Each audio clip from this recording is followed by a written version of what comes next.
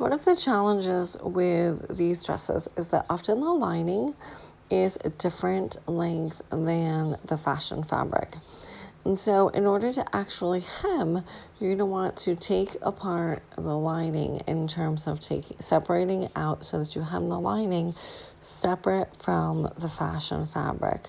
So again, making fronts for that seam ripper, and you're going to rip it out up to probably about an inch or two above the spot where you want the new hem length to be.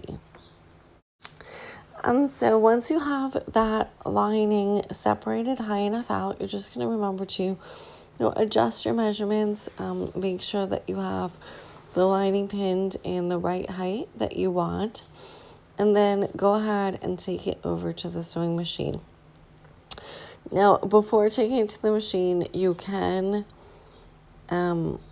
use an iron to make it so that you have that crease at the bottom of the new hem. Or if you're more of a pin person, just make sure that it's pinned in place.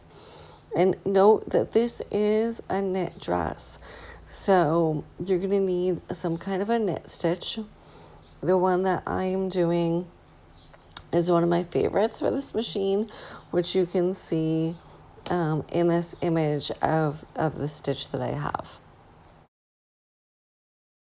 My method for these knit dresses is that I don't cut off the excess until after the seam is sewn. So once I'm done with the sewing, then I go ahead and trim away along that edge. Now, because it's knit and it won't ravel, then I can it's going to leave a raw edge on the inside, but that's okay.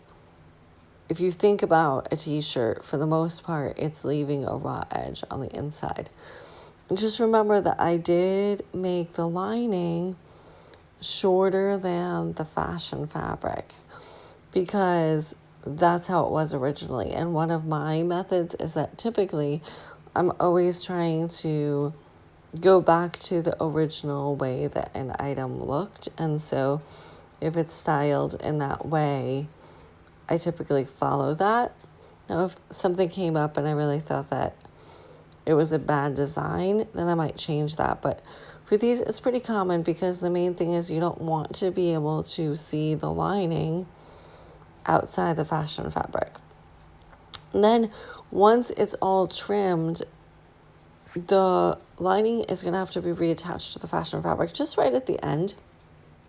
So I can either take it to the machine or hand stitch it. Here I'm going to choose to hand stitch it, which is usually my preferred method for this task.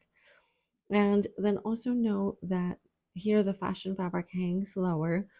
So there's like this little tab sticking out of the fashion fabric, and you need to tack that down to itself so that it really is finished and has that finished edge there. And once I'm done with all of that, I take it over to the iron just for a light iron, which makes all of the stitching just flatten right out and gives it a professional finished look. Thank you for watching. You can shop tutorials and classes on my website, naomifeda.net.